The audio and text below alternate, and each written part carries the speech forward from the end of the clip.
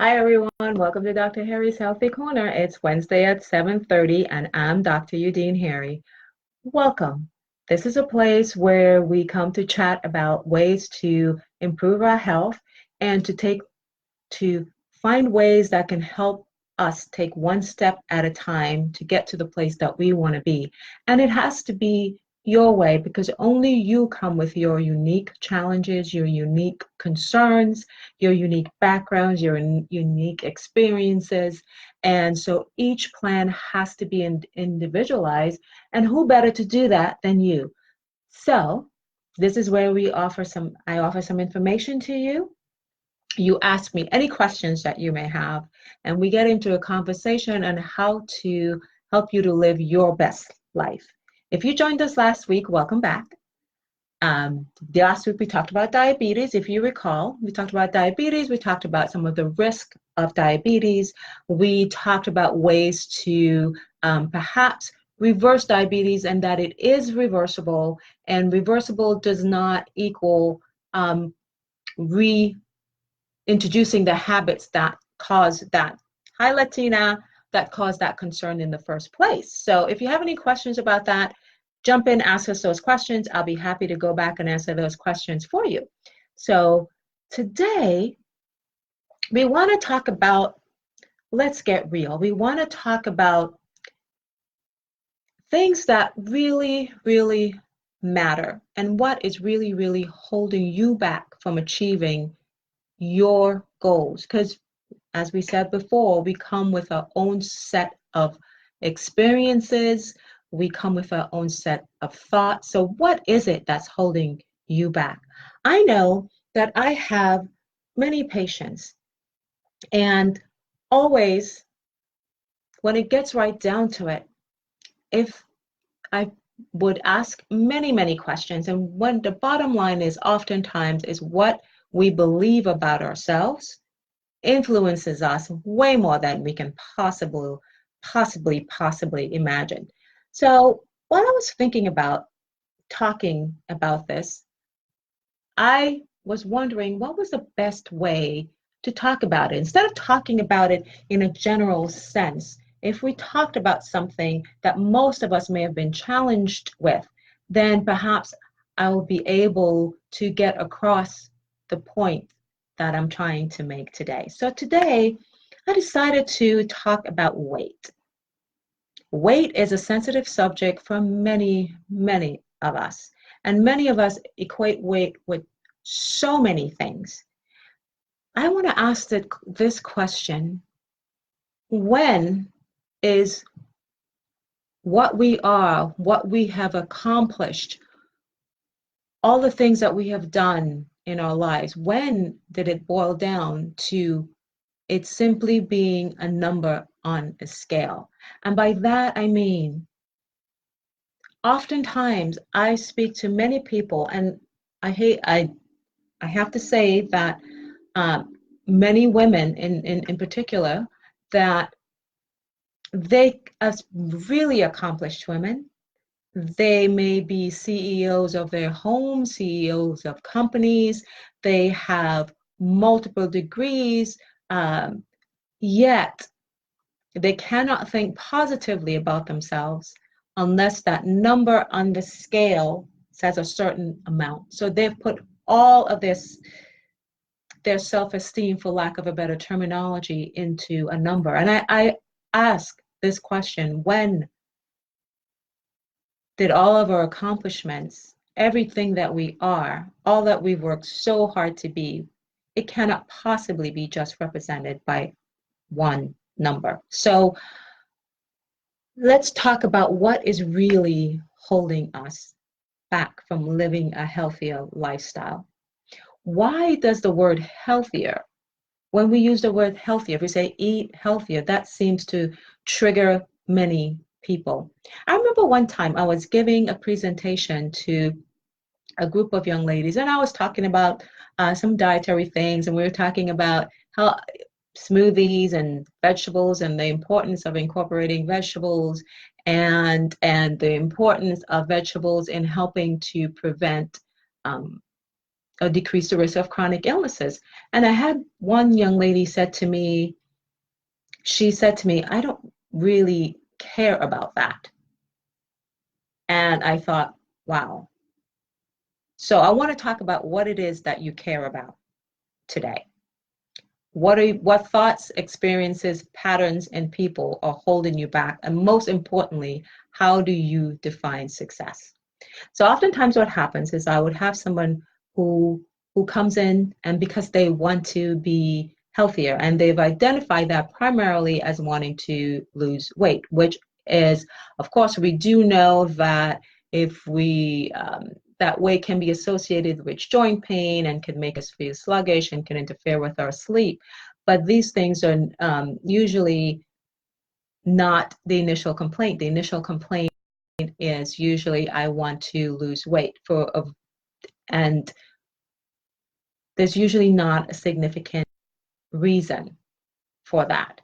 So we'll talk about losing weight and we'll talk about healthier lifestyle. And I usually say to my patients, I was like, listen, I don't believe it's about the weight. And I don't want to talk about the weight. I don't want it to be up to you for you to focus so much on that number. I want to know what it is that might be behind that. What are some of the things that you're experiencing? Is it interfering with your sleep? Is it interfering with your energy levels? Let's talk about something concrete that we can work with.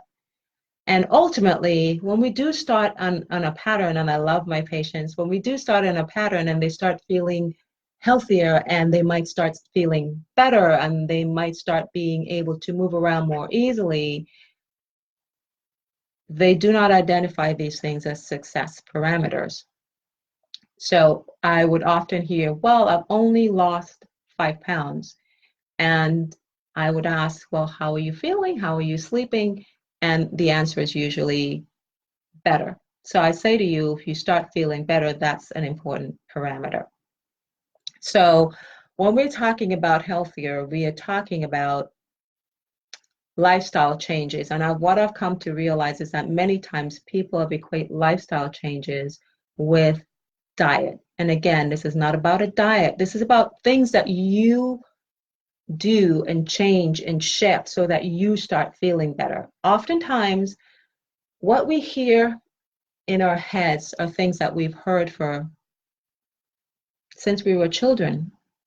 How many times have we felt insecure because perhaps it might have been at school or it might have been at home that we somehow have received that message, whether it was said directly or perhaps implied, but as children, we're super sensitive and we incorporate that message that we are not enough, we're not good enough, we are not perhaps thin enough.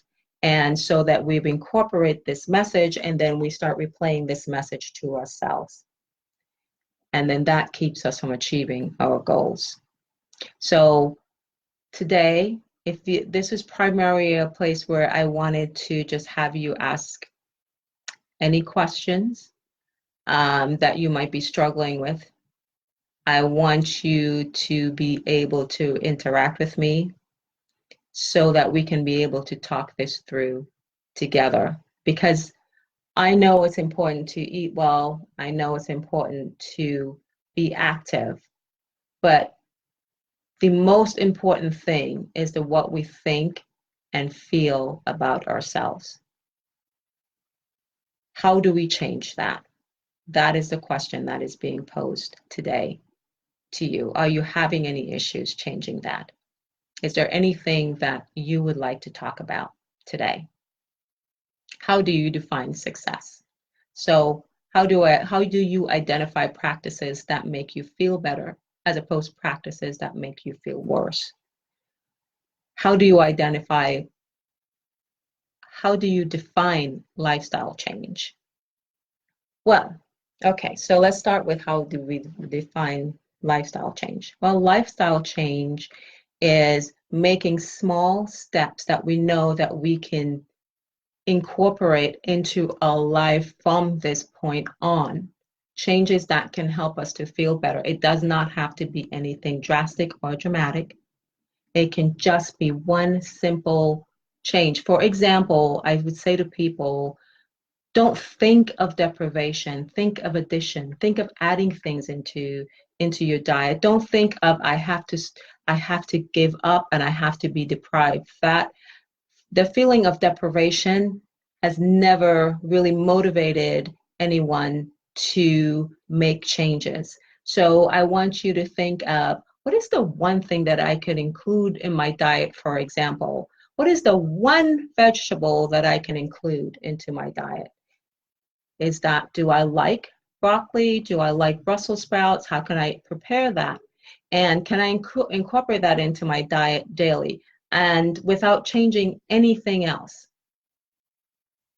Can I, what is the one change that I can make? I can include a vegetable. I can start drinking, um, being more hydrated. I can start getting more quality sleep at night. And then once we stop thinking deprivation, then we can start making that change. Okay. Okay, should we change with food first? That's a very good question. And if that is the easiest change for you to make, then you start with that first. Oftentimes, I find that when we're talking about foods and making that change first, food is very personal to individuals, right? Food is very personal. We interact with food, we socialize with food. For many of us, is a family gathering with food. For many of us, food represents emotion. Food represents um, interaction, socialization. It may represent happiness. It may represent sadness. So food has such a big connection for many of us that it might be the most challenging things to change. And that's why oftentimes diet don't work, because we start feeling deprived when we go on a restrictive diet that tells us we can't, we can't, we can't, we can't, we can't. And all we hear is that we can't, we can't, we can't. And as a human being, when you hear that you can't, you absolutely must and you want to. So starting with foods first, if that's where you would like to start, I think it might be one of the easier things to do, but also at the same time one of the most challenging. It depends on if you start thinking calories.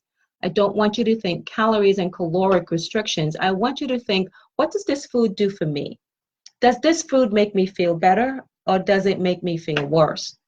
Does this food make me feel energized or does it really make me feel like I've been unplugged from the wall? So you really want to think about what it makes you feel. And then the other thing that I would say is you want to think again, making one change as an addition. And that change may simply be the way you prepare your foods. Now, you may love, for an example, you may love fried chicken, for an example, right? And many people do, who doesn't?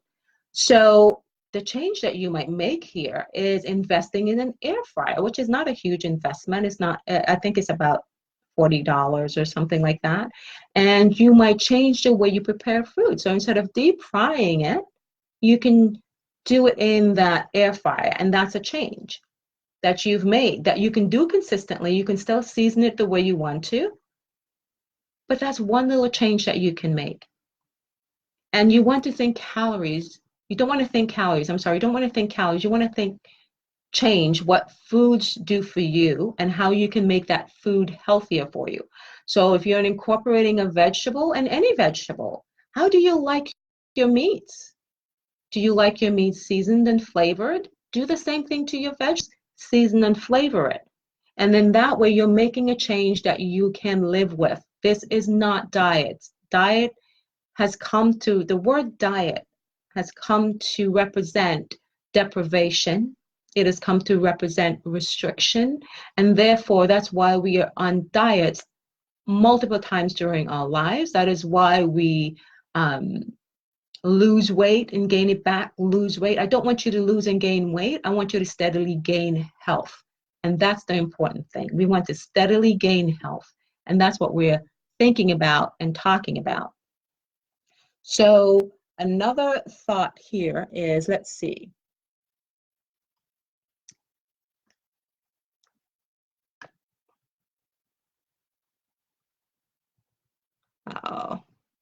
Thank you so much, Mrs. Rogers. You are the best, and I so appreciate your support deeply from the heart. So the question about food, I hope that answers it. And please keep those questions coming because tonight is really about you. I want you to be able to acquire the information, the support that you need to help you to make that first step, whatever your health challenges are. So I chose weight because it's common. Most people can relate to it. I can relate to it. Um, I've certainly had to lose weight. I've certainly, um, again, had to change the way I was thinking about it. I had to change the way that I thought about weight and that it was not about weight, but it was about gaining health. How do I regain my health from this point on? So you are not a number on a scale. You are an amazing creature that God creator, whatever deity that you identify with, has created. You're a special person with unique gifts.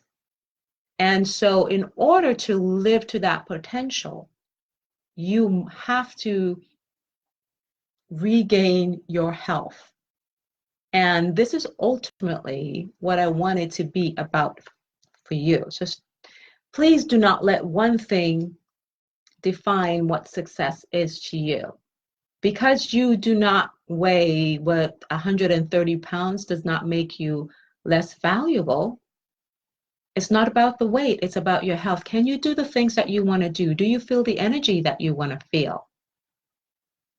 Do you sleep as well as you want to? Can you interact with your family and friends as much as you want to? Can you walk with ease and breathe with ease? Those are the questions that are valuable and important. Are you decreasing your risk of chronic illnesses? As we get older, we are more at risk for those things.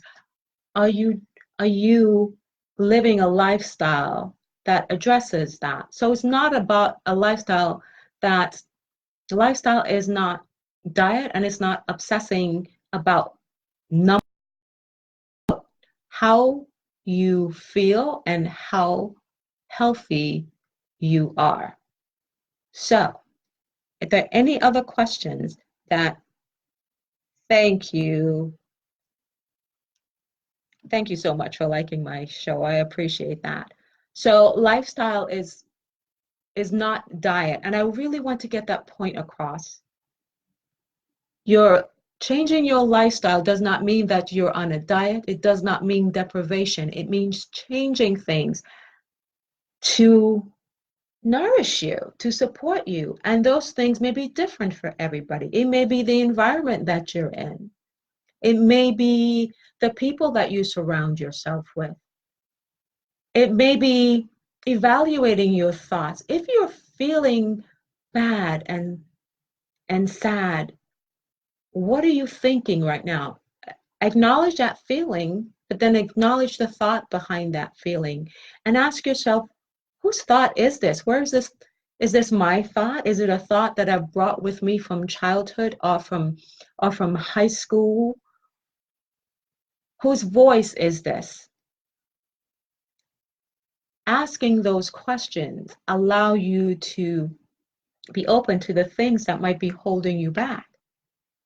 And it's important to address these things. And like I said, oftentimes when we identify success as one thing that makes or breaks us, if we, for example, if we want to be 130 pounds and we're 134 pounds, believe it or not, there are often times where we stop ourselves from being happy because we're identifying our entire life comes down to one number.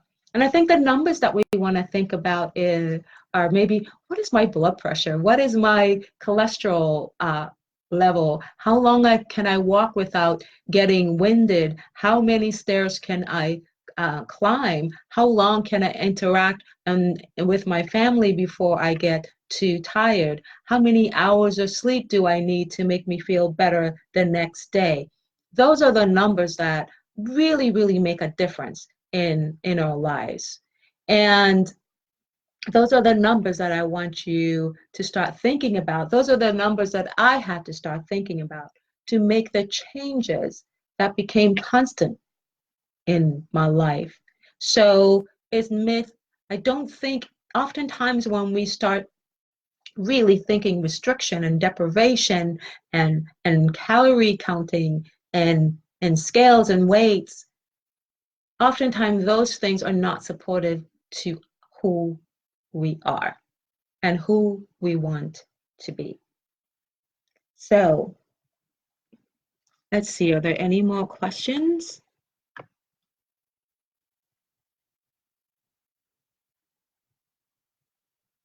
Okay. Okay.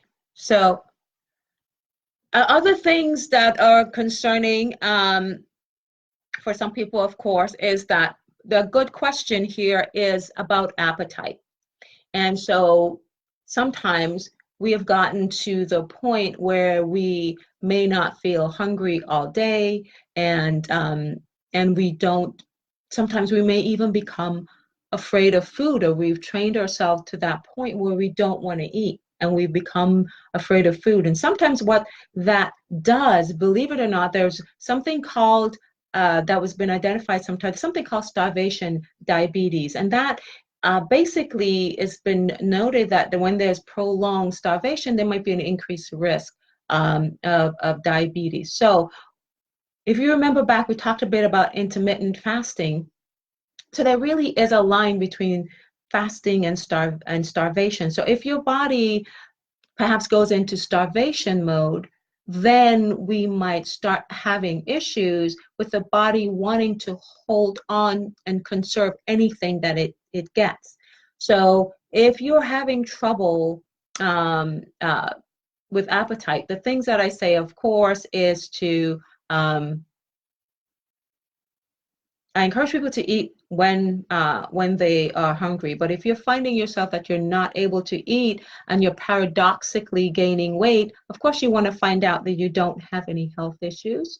You absolutely want to check that out, and then you start wanting to focus on nutrient-dense foods. And by that, I mean foods that give you the most bang for your buck in terms of nutrition, right?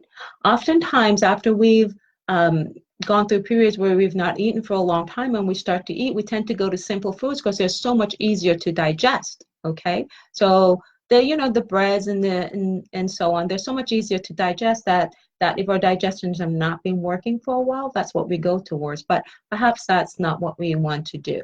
So if we want to do nutrient dense foods, remember I talked about, let's say we're doing addition and we're talking about adding vegetables and making them flavored whichever way you like. Do you like your meats curried? Curried your vegetables. Do you like them jerk? Jerk your vegetables. Do you like them spicy? Do you like them mild? Do you like them Italian style? Do that to your vegetables. And then start incorporating that and start doing soups and pureeing your vegetables. If you have a really high intensity blender that can really make your vegetables into soup. Soups are very easy to do. Soups and shakes that are nutrient dense, because nutrient dense, you can put blueberries, you can put your whey proteins, you can put your healthy fats such as a slice of avocado. You want to get your body used to absorbing these nutrients again, because your body, even though oftentimes many people feel that people who struggle with and who are challenged with weight, they can still be nutrient deficient. And that nutrient deficiency can cause the body to malfunction. So you want to make sure that you have the proper nutrients so that your body can function normally, your metabolism can function normally. So that would be the answer to that question. Let's see what else we have here.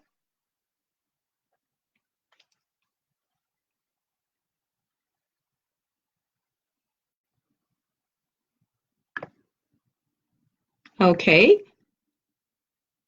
So, okay, so someone is identifying that that's what they want is energy. And if you want energy, you've got to feed the body the things that produce energy. Okay, so keep in mind when we talk about nutrients, it's not just the macronutrients. So it's not just like carbohydrates and fats and protein. Those are the macronutrients, but those nutrients, when they're being converted or changed into things that provide energy for us, they need the B vitamins, they need the magnesium, they need to feed vitamins such as vitamin like folic acid, vitamin B12, vitamin B5. They need those vitamins. They need the minerals as well. They need coenzyme Q10. They need all of these nutrients in order to fuel the body and provide energy.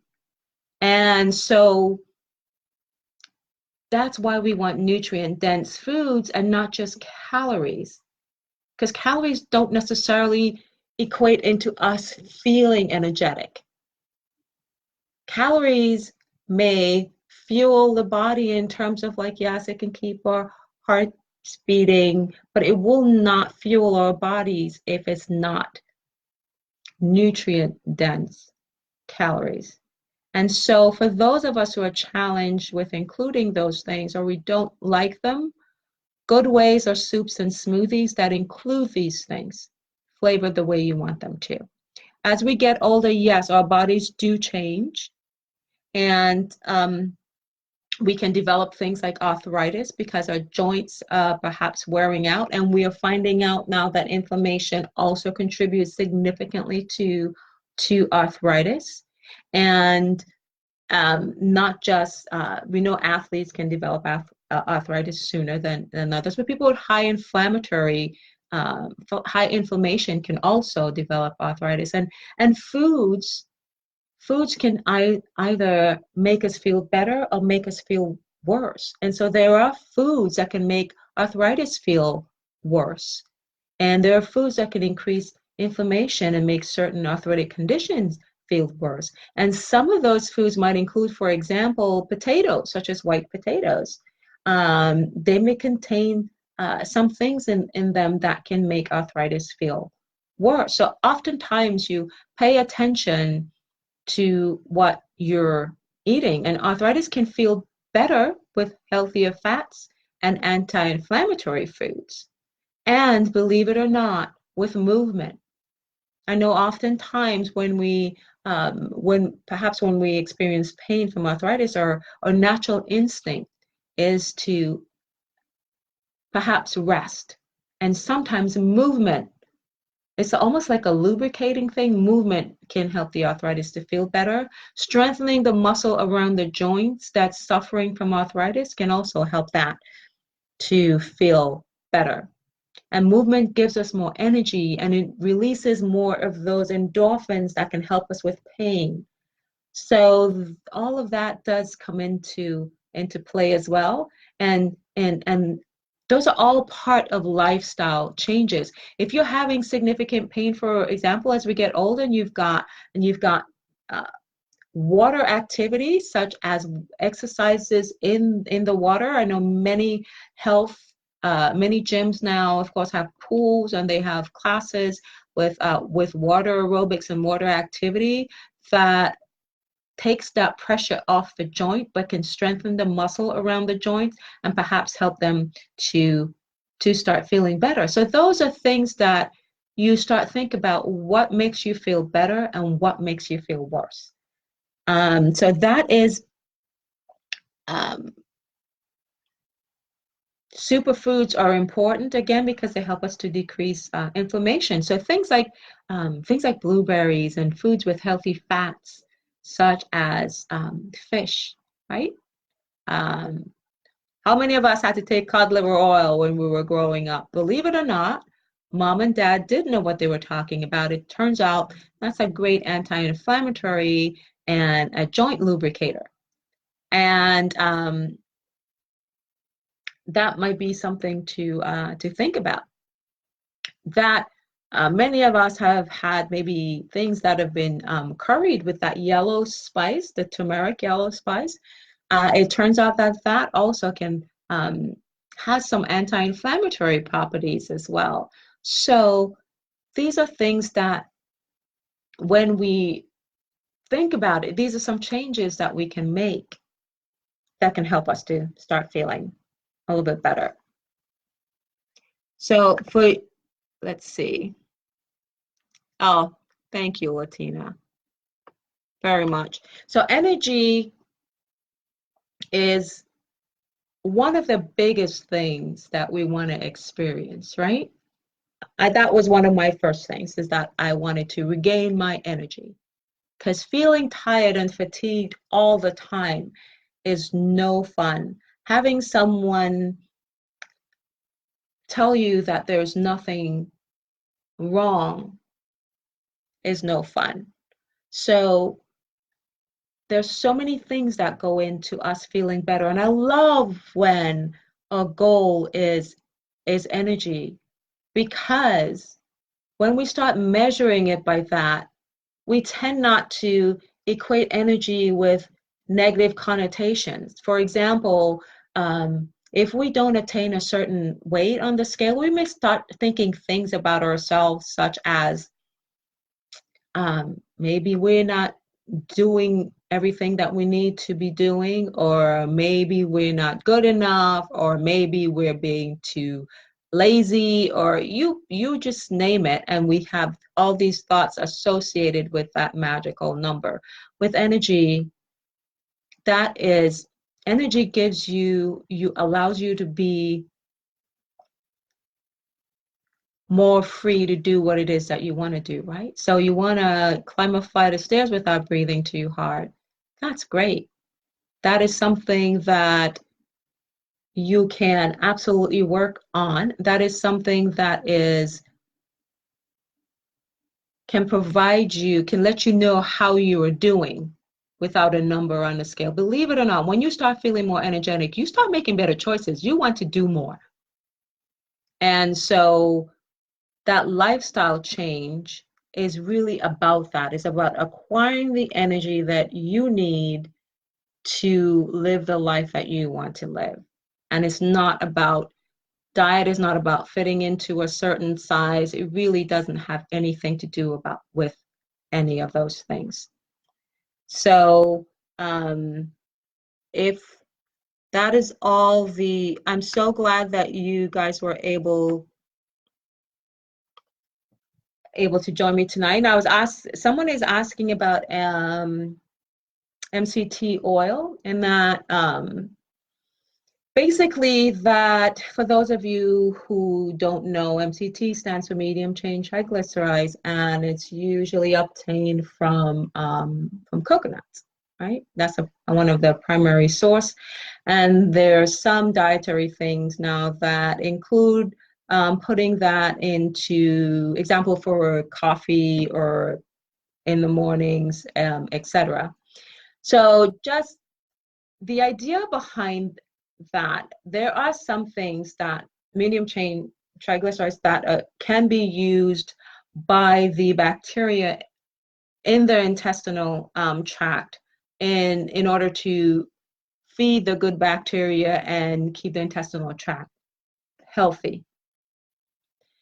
Now, with this, I would say there is a balance with that. Too much of a good thing can be too much.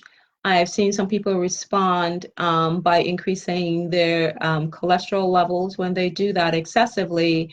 But I think if it's done in moderation, and you have to notice how it's making you feel, and keep in mind that there's a percentage of fat in our diet that's has been determined to really be healthy. So as long as you're staying within that percentage, and you're including fats that also have the polyunsaturated fats, such as the omega-3s, you want to keep a balanced fat. So you want to exclude trans fats, because, well, those really don't have any health benefits that we can identify, certainly.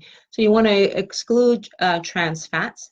And then you left with the other types of fats, which we talked about before. So you want to have a good blend of fats, but you want to keep it a percentage of your diet.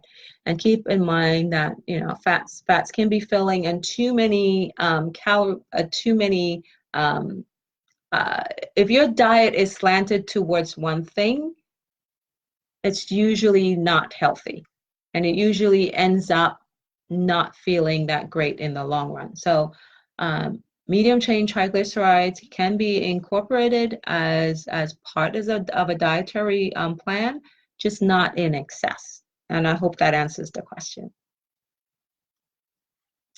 Okay.